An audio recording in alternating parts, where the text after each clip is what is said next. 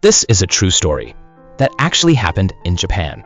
I came to know about it through the Korean translated book titled, If You Want to Win, Let Go. Interestingly, that same title still exists in online bookstores today. But the author is someone different from the one I read over 30 years ago. I can't recall the author's name clearly, but he was a little-known Japanese social entrepreneur who also ran a lending business. He's probably passed away by now, which might explain why the original book is now out of print. Let me begin the story. There were two young men who grew up together in a rural village. They studied hard, got accepted into prestigious universities in a big city, and landed good jobs at well-known companies. The kind of success anyone would admire. Thanks to their efforts, they enjoyed a comfortable and affluent life in the city.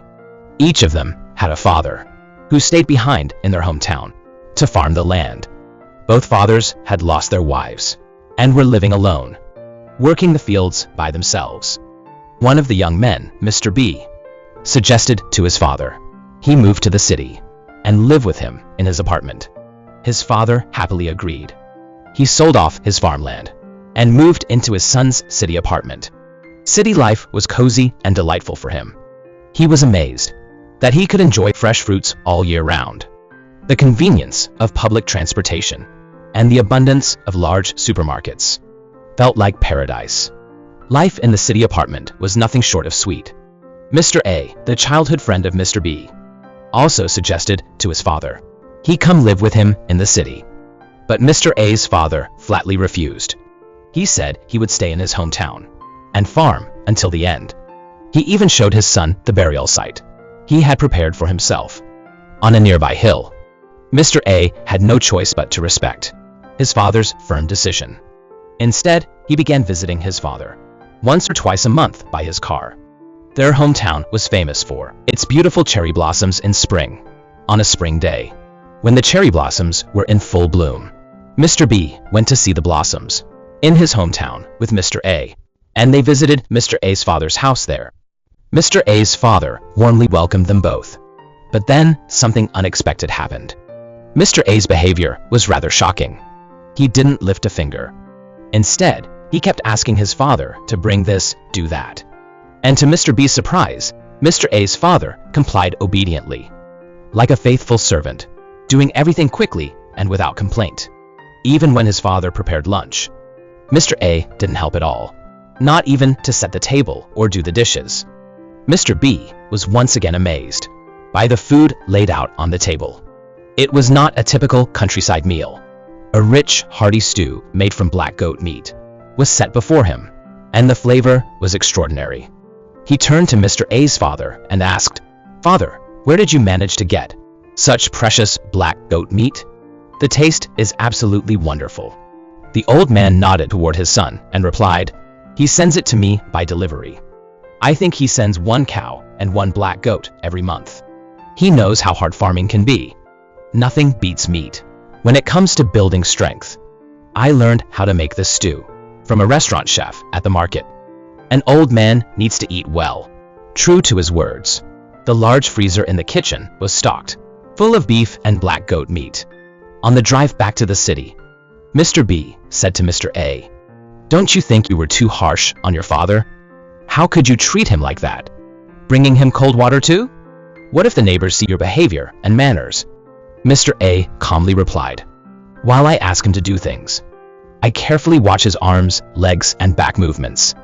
If I notice anything unusual, I take appropriate action. So what if people call me an unfilial son? I'm doing it for my father's health." According to the author, Mr. B's father had already passed away over 10 years ago, but Mr. A's father was still working strong in his fields all alone. This story is not suggesting that all elderly people should return to farming. Farming is not something just anyone can do.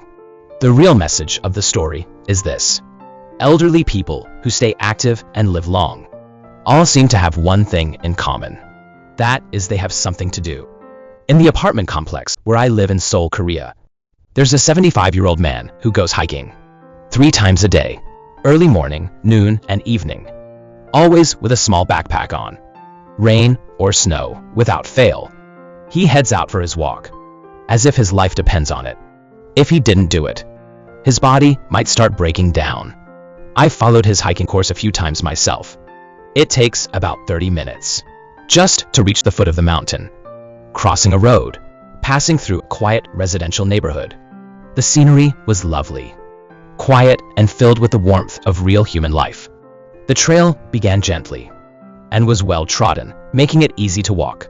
But after about 10 minutes, it became steep. There was a rest area there, where the elderly man would drink from his thermos and eat snacks like chocolate or biscuits before heading back home. For a 75-year-old, it was the perfect hiking route. In June 2025, a news story caused quite a stir.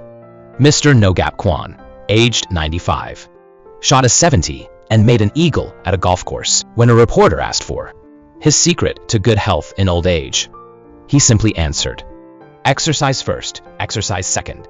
He reportedly works out for 2 hours every day, 1 hour on the indoor bike and treadmill, and another hour lifting weights and dumbbells. Just like Mr. A's father, he follows a strict and consistent schedule. I believe this is the key. Seniors who have a fixed routine and keep moving their bodies according to that routine live longer and healthier lives.